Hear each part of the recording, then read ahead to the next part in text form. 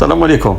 خوتي، واحد الظاهره خرجت هاد الايامات في لي ريزو سوسيو، زعما راهم يمدوا نصائح على الكباش تاع رومانيا. شغل جاو من المريخ ماشي كيما الكباش تاعنا. واحد يقول لك ما تبيتوش برا، واحد يقول لك لازم دير له تشكا، واحد ما توكلولوش الكورتيزم يسرح برا، وليت نيماجيني فيهم كيما هكذا. اسمعوا. كاين بوايط الطبيب قال با كونسيرف. شوفي لهم الحمل اللي شريتو الصباح راه في الفريجيدير، دير لهم دي ستيك هاشي بصح لا زيت لا مارغارين، الزبده.